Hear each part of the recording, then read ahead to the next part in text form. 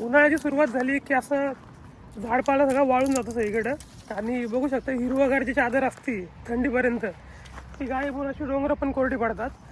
पण याच डोंगरांमध्ये आत्ता फिरण्याची गंमत आहे. म्हणजे आत्ता फिरता फिरता मला एक झाड सापडलं ज्याला लाल रंगाची फुलं लागलेली, तुम्हाला दाखवतो मी. तर हे जे झाड दिसतंय ना,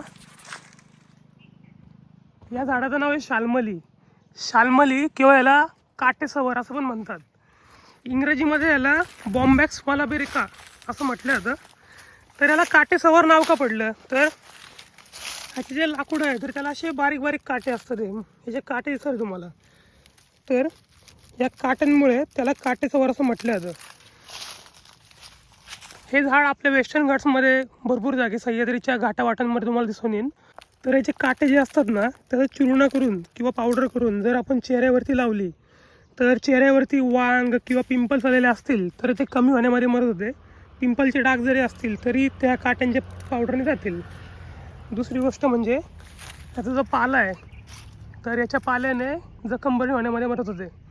आणि आता त्याचं फूल बघू आपण. तर हे जे शाल्मलीचं फूल आहे, हे लाल रंगाचं जे फूल आहे ते असं दिसतं बघा.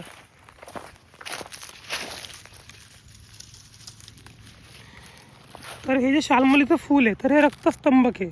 रक्तस्तंभक म्हणजे ब्लिडिंग थांबवणारं. समजा महिलांमध्ये एक्सेसिव्ह ब्लिडिंग असेल, म्हणजे पाळीमध्ये खूप जास्त ब्लिडिंग होत असेल, तर ह्याचा रस करून किंवा ह्याचा चहा करून जर पिला तर ते ब्लिडिंग थांबवण्यामध्ये उपयुक्त आहे. दुसरी गोष्ट म्हणजे जर अंग खूप असं गरम झालं असेल, हीट वाढली असेल, तरी याचा रस जर पिला तरी ते शांत करू शकतं आपल्या शरीराला किंवा थंड करू शकतं. म्हणजे आता शाल्मलीचं झाड असेल किंवा पळस किंवा आपलं जांभळं असतील किंवा करवंद असतील तर हे उन्हाळ्यामध्ये सुद्धा यांना बहर येतो. आणि अशी झाडं बघण्यासाठी पावलं तोडून आपल्याला सह्याद्रीची सैर केली पाहिजे. आणि शेवटची गोष्ट म्हणजे की इथं येऊन फक्त यांना बघा, मजा घ्या, ह्यांच्या प्रॉपर्टीजवरती काम करा, त्याच्यावरती विचार करा की नक्की या झाडाचा वापर काय करता येईल, काय नाही करता येणार, आणि लागेल तेवढंच घ्या. आता शाल्मली काटेरी आहे म्हणून याला तोडून टाकायचं असं खूप जागी करतात. आमच्या मुळशीमध्ये तरी खूप जागी करतात. काटेरी झाडे काय करायचं, तोडून टाकू. तर असं नाही केलं पाहिजे, कारण ही एक संपत्तीच आहे ना आपली, तर ती आपण जपली पाहिजे. धन्यवाद.